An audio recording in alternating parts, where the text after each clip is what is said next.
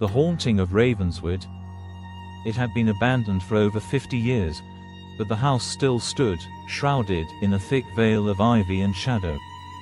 Ravenswood, once the proud estate of the Ravenswood family, was now a crumbling ruin, whispered about in hushed tones in the nearby village. The townsfolk spoke of a curse that had befallen the estate, and of the strange occurrences that plagued anyone who dared to enter. None had entered the house in years, except for one, Eleanor. A young woman, skeptical and fearless, she had recently inherited the land from an unknown relative. With no knowledge of the Ravenswood family's dark past, she arrived one autumn evening, determined to explore the old mansion. As she walked up the overgrown path, the sound of crows echoed in the distance, their wings cutting through the heavy fog that had begun to settle over the estate. A chill crept over her, but she shrugged it off. The house loomed ahead, its broken windows like hollow eyes, watching her every step.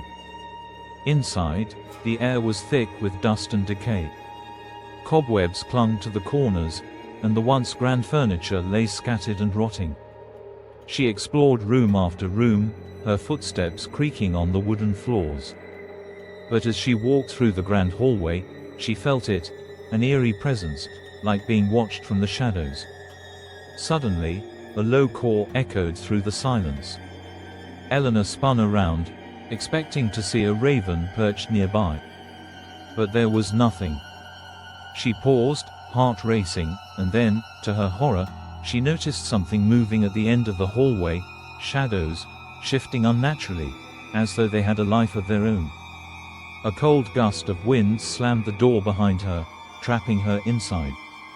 The temperature dropped sharply, and the faint scent of rotting wood and something sweeter lingered in the air.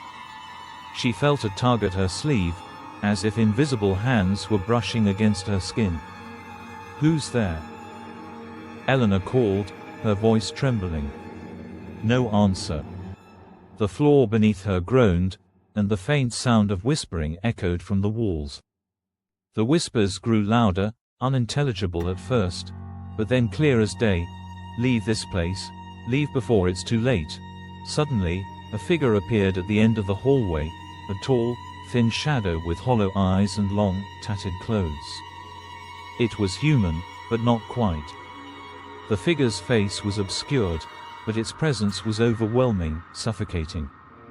Eleanor's breath caught in her throat as the figure moved closer, its footsteps eerily silent. The air seemed to grow heavier with each step it took. "Who are you?" Eleanor managed to whisper. The figure stopped before her.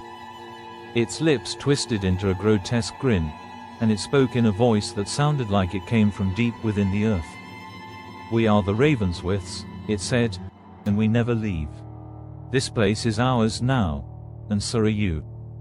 Before she could react, the shadows surged toward her, wrapping around her like chains. The whispering voices grew deafening, and the house seemed to come alive with a violent energy. The walls pulsed, and the floor shook beneath her feet. Panicking, Eleanor fought to break free, but the shadows pulled tighter, and the figure reached out with long, bony fingers. It touched her cheek, sending a surge of cold through her body. In a desperate attempt to escape, she screamed. But the sound was swallowed by the darkness. The next morning, the village awoke to the usual cawing of ravens in the distance. But when they looked toward the decaying house of Ravenswood, they saw something new. Standing in the window, staring out into the misty morning light, was a woman. Her eyes were wide, hollow, and empty. And from that day on, the whispers around the village grew louder, warning all who passed by, "Never set foot in Ravenswood, for it is never truly empty."